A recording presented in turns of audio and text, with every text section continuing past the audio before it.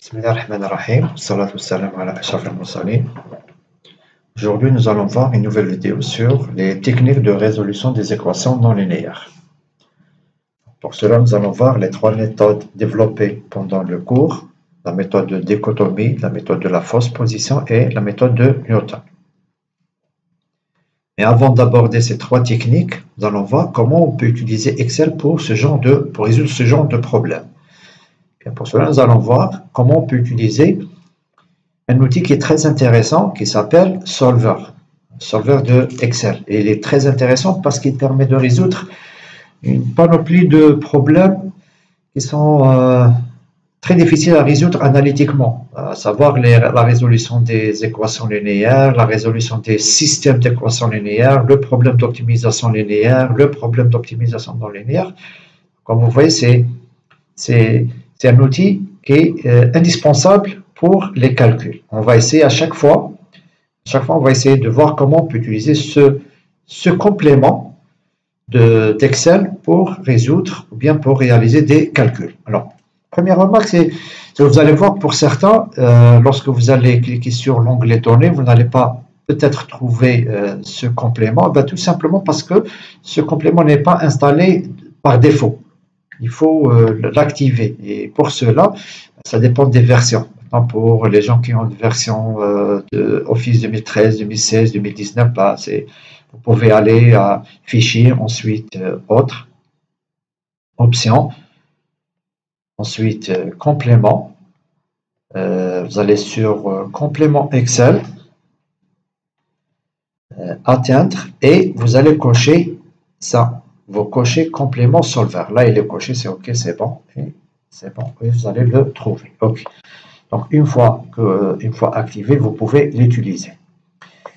Alors, pour pouvoir l'utiliser, nous allons d'abord parler de quelque chose qui est aussi intéressant dans Excel, c'est l'utilisation des fonctions. Alors, c'est quoi une fonction? Tout simplement, je vais créer une relation entre deux cases ou bien entre plusieurs cases, de sorte que une ou plusieurs cases deviennent des variables, on va dire, indépendantes, et une case qui va dépendre d'une ou de plusieurs cases, et on l'appelle la variable dépendante. Si on prend cet exemple, l'exemple du TD, f de x égale à x3 plus 4x au carré moins 10, eh bien x est la variable indépendante et f de x est la variable dépendante. Je viens ici, je vais écrire x et là je vais écrire f de x. Alors ça c'est juste le nom de la variable, c'est juste pour moi, pour l'utilisateur. Mais le plus intéressant ce sont ces deux cases. Que je vais essayer de mettre une couleur. Alors là pour x, par exemple, si je vais prendre 1. Alors, f de x est une fonction. Pour cela, c'est très simple. Il suffit juste de mettre égal. Une fois que je mets égal, eh bien, cette case est considérée comme une case qui va dépendre d'une ou d'autres cases. Donc, cette case, elle dépend de quoi? Je vais juste suivre l'expression de f de x. Eh bien, elle est égale à quoi? À x puissance 3. X puissance 3, je prends la valeur. Donc, c'est B3. Donc là, je prends B3. Elle est égale à B3 puissance 3 plus 4 fois toujours la même case B puissance 2 moins 10. Et voilà, je trouve moins 5. Je vais vérifier, je prends 0 égale à moins 10. Donc vous voyez, donc qu'est-ce qu'on a fait? On a créé une fonction entre ces deux cases. Très bien. Donc là, c'est pour, je vais mettre 2, juste pour voir. Maintenant, comment on peut résoudre ce système? Et bien, vous allez voir qu'il n'y a pas plus simple. Il suffit juste d'aller dans l'onglet Données, ensuite sur Solver. Une fois que vous cliquez sur Solver, il y a cette fenêtre qui apparaît. Et dans cette fenêtre, il y a une case. Il y a trois cases. Il y a cette case, celle-là et celle-là. Ça, c'est ce que nous allons voir aujourd'hui. Plus tard, on verra qu'on peut utiliser les autres cases, mais pour l'instant, pour notre problème, nous allons nous contenter de ces trois informations. Donc, l'objectif va définir. Alors, qu'est-ce que je veux? Moi, ce que je veux, c'est que f de x soit égal à 0. Ben, je vais dire, voilà, je veux ça, et je veux qu'elle ne soit pas maximale, qu'elle ne soit pas minimale, mais plutôt qu'elle soit égale à 0. Très bien, là, c'est 0. Pour cela, la cellule qui varie, c'est la cellule B3. Donc là, je vais prendre ça. Et je vais prendre B3. Et je mets tout simplement résoudre. Et voilà. OK. Regardez, là j'ai obtenu combien? J'ai obtenu une valeur de 1,365 230 avec une valeur pour x qui est égale à 10 puissance moins 8.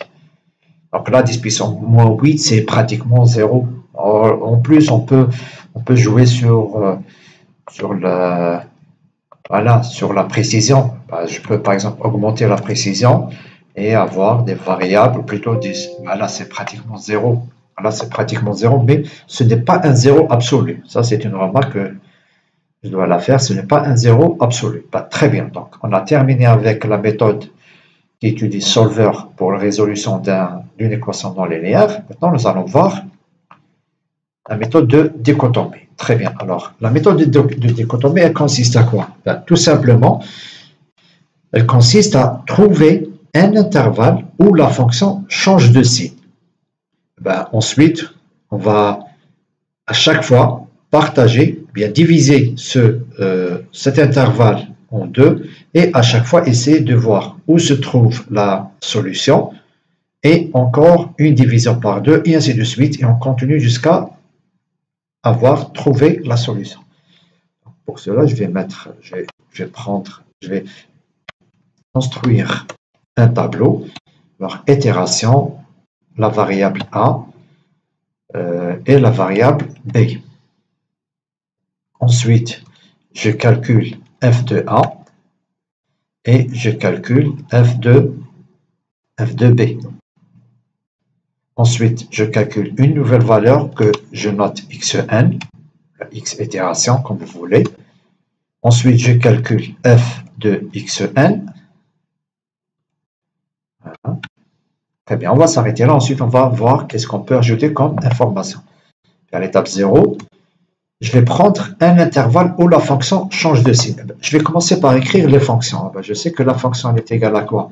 À 100 puissance 3 plus 4 fois toujours cette variable au carré,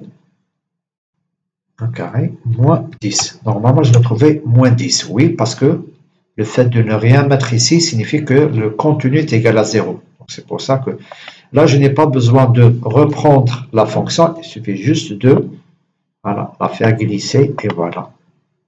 Alors, qu'est-ce que je peux prendre? Je peux prendre 1 et 2. Alors, pourquoi 1 et 2? Parce que déjà, je sais que la solution, elle se trouve entre 1 et 2. Donc, j'ai déjà fait la solution. J'ai déjà une idée sur la solution. Voilà, 1 et 2. Et je vois que moins 5 et 14, voilà, moins 5 et 14, c'est un intervalle. Plutôt 1 et 2, c'est un intervalle où la fonction prend des variables de signes différents. Donc, je calcule la valeur de xn qui est égale à a plus b, le tout divisé par 2. Ensuite, je calcule égal à 100 puissance 3 plus 4 fois 100 au carré moins 10. Très bien.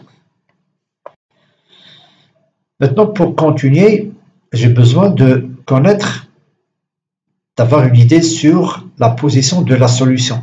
Ici, je vois bien que la solution, je l'ai déjà calculée, elle est égale à 1,36, donc la solution, elle se trouve entre 1 et 1,5, et non pas entre 1,5 et 2.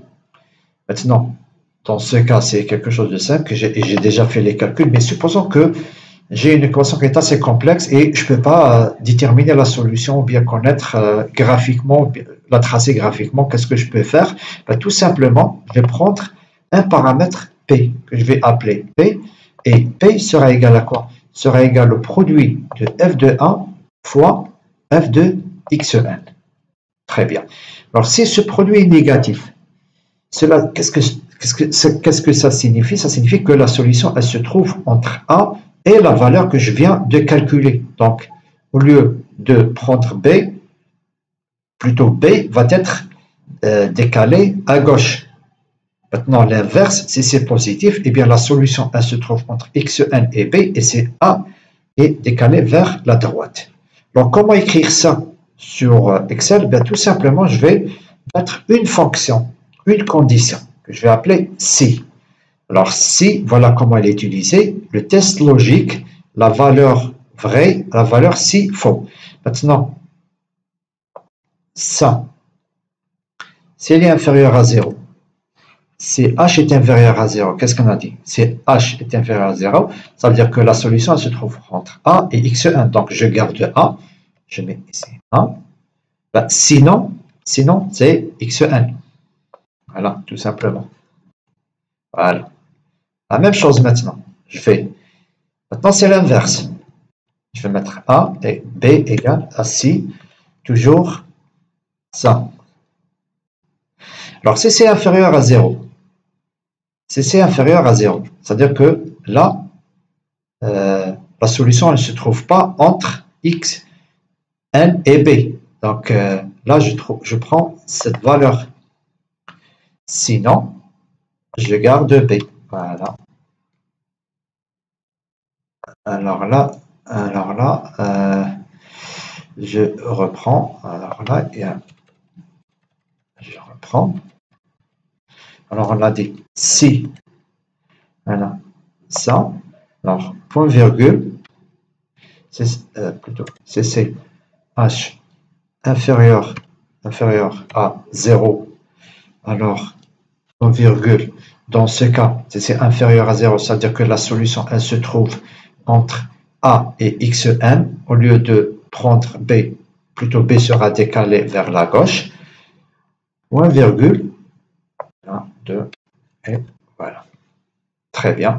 Donc là, tout ce que j'aurai à faire, c'est recalculer une fois f de a, la nouvelle valeur et une nouvelle valeur de x. Et voilà.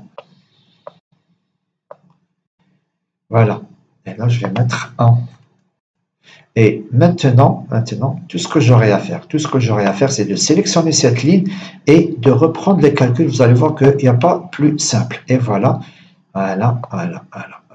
Voilà la solution, voilà que je commence à converger vers, alors là, on voit bien que, voilà, le xn qui tend vers la valeur que j'ai déjà trouvée, qui est égale à 1,5 et plus, voilà. Alors, voilà la solution, xn, et voilà f de xn qui tend vers 0. Alors, voilà pour ce qui est la méthode de résolution avec la technique qui utilise Solver et la méthode de dichotomie. J'espère que cette vidéo vous a été bénéfique. Si vous avez des questions, soit vous les envoyez par mail ou bien par commentaire. Et on se voit dans une prochaine vidéo qui sera consacrée à la technique de la méthode de la fausse position. Merci pour votre attention.